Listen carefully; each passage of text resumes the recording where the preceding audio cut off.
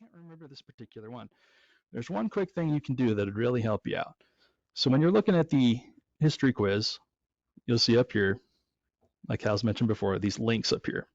So if I were to highlight this entire address and copy it, and then come back to my sheet, what I can do is there's a little button here that says insert a link.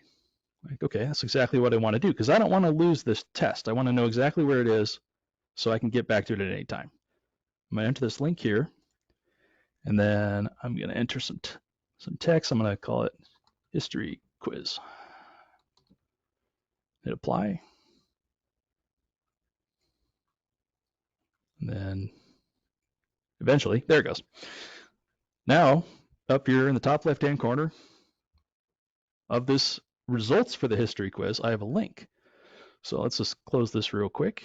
So what happens if I click on it? Boom, there it is. You don't have to go looking for it. It's immediately attached right there on your sheet where your grades are. Makes it a lot easier to track those down.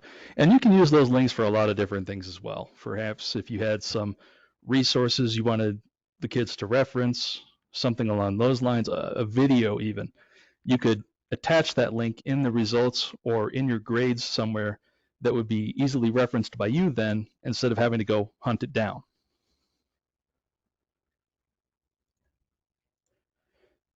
All right. Well, that takes care of the linking the data and all that good jazz. Just like before, take a moment just to pause, and if anybody had any questions about what I just went over or anything different, go ahead and speak up now.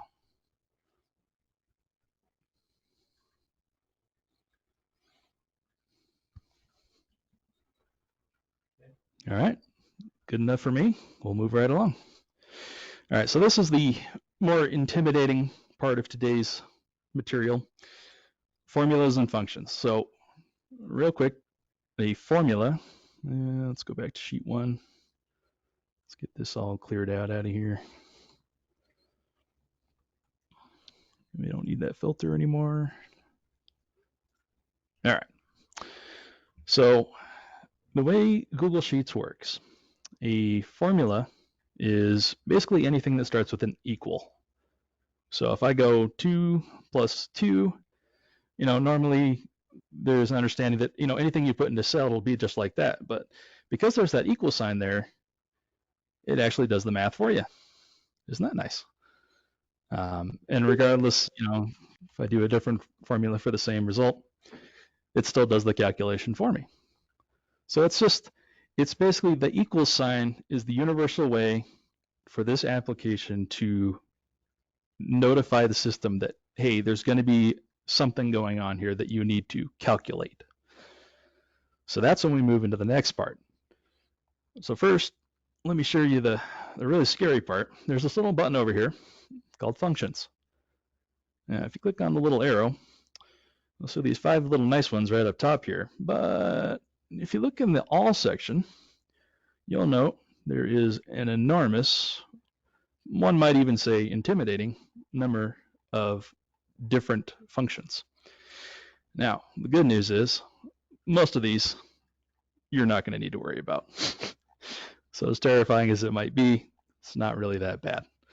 Let's see. Logical has a lot of very useful stuff, which some of these I'll get more into depth later. But they're good things that you can use to simplify the functions, set things up for yourself ahead of time to minimize your work later down the road.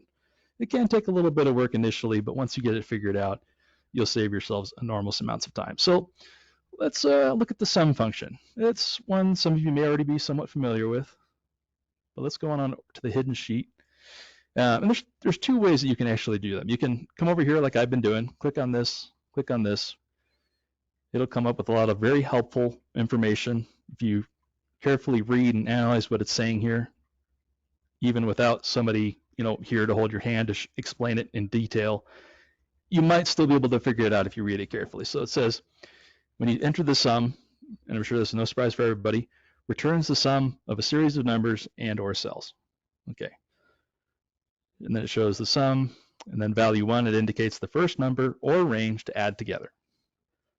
Value 2, so forth and so on. So theoretically, you could add any number of cells or ranges together with this one function without having to do anything else. So, but just for now, let's focus on this column D right here. So I just want to click right here, drag it down. I've now selected all the things. You can actually see it's already totaling the value for me. I'll hit enter, and then there it goes.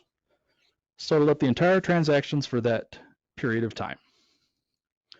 And you might be thinking, well, how many days is that? Well, you can do some math and obviously figure it out pretty quickly without any sort of assistance, but there's actually this really cool little function right here that can help us out with that. So why don't we try that instead? So we'll say count. There it goes. It shows the value, the different ranges. It's exactly, not exactly, but very similar to what we just did with sum. And then he says returns the number of numeric values in a data set. That's exactly what we want to do because we want to know how many days there are in there. And you could actually even use the date column itself, but just for the sake of consistency, let's use the transactions column again. So select them all, hit enter. Look at that, 30 days. And actually, I just noticed we're actually missing a day. What a shame. Now, you'll see up here, since I missed a day, it actually is showing me the data range right now. So we can see clearly it's not including that. Now you could just completely redo this to include it, or you could just tell it, I want to include D2 as well. There you go. I fixed that one up. Let's come over here and do the same thing. There we go. So there's actually 31 days in that time frame. Now let's say we wanted to see the average number of transactions in that time range. If we hit the average thing, this stuff is probably starting to look pretty familiar, right? You just click on that, select your data, hit the enter key again, there's your calculation. That's kind of a messy number, but there is some way that we can improve that a little bit. You can just decrease the decimal places. There you go. Now it's 52. Now we know it's not exactly 52, but it's close enough that you could figure some stuff out based off of that. Let's see. We got the sum, the average, the count, the max. You want to see the biggest one, maybe the highest score that somebody got from a test or a quiz. You can just highlight the entire data range and enter. Now in this case, it's not a test score, it's a number of transactions, but we can see that there was 112 transactions. You can look over there real quick and see there it is. And so on the 7th of October, there was significantly more transactions. And then finally, take a look at that min function, doing just the opposite of what the max did. Where's that lowest day? There it is, 22. Happened on the 28th. So these are just some real simple but useful functions that are easy to understand because, right, all you're doing is you have your set of data that you want to use to look through. You select them and then just simply execute it. All right, so we've gone through the basic outline of all those functions there. Do we have any other questions or concerns right now?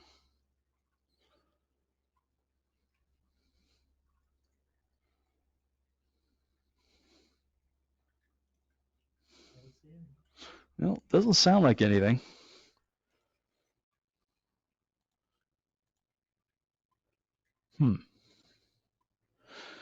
Well, that was the simple function section. Maybe I was expecting some more interaction, but I can get into some more in-depth stuff if you guys want to. I mean, I have a captive audience, right? You guys aren't going anywhere for another 30 minutes. You should go ahead and go into, let's just create a sample quiz record.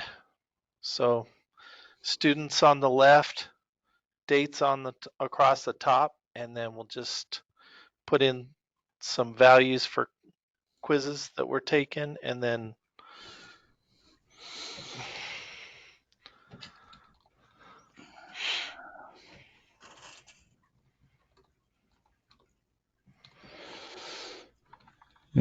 some dates on the top.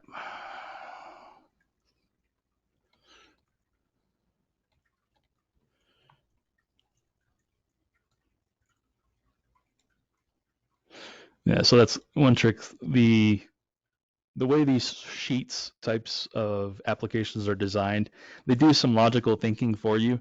So when I created just that first date, I knew just from my experience that if I clicked on the little square over here, I could drag it over and it would automatically add one day to the date for each cell that it moved over. All right, now just add some somewhat random scores in here.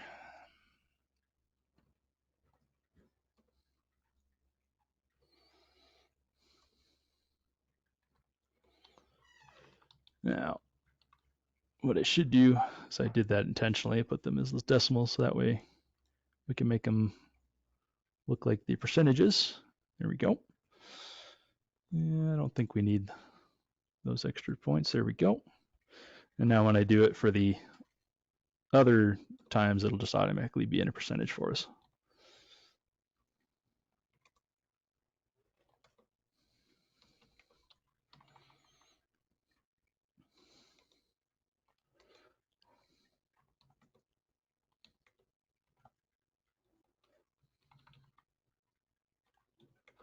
Fabricating data on the fly.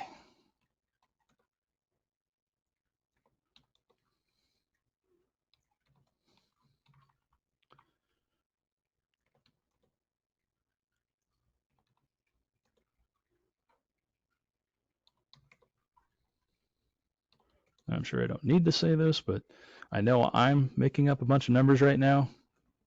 Nobody else should be doing that.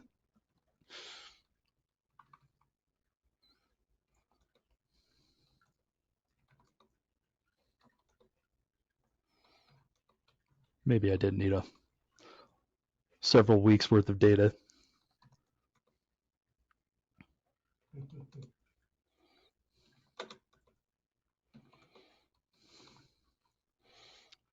Randomly 54 twice in a row. Man, I'm awesome. I like that 54. I like the 76 too.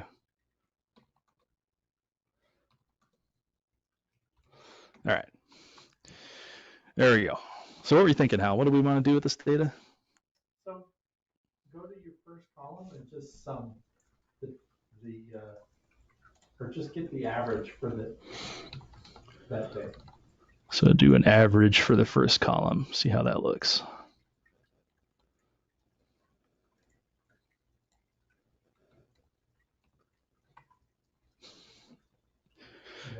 And then what we can do is, like I said with the dates earlier, that logical progression, if I just slide it over, that'll show me the average for every single one.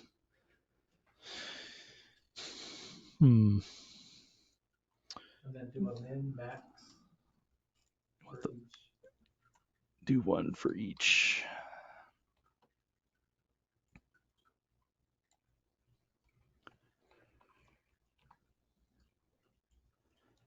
Slide it on over again, and then do a max.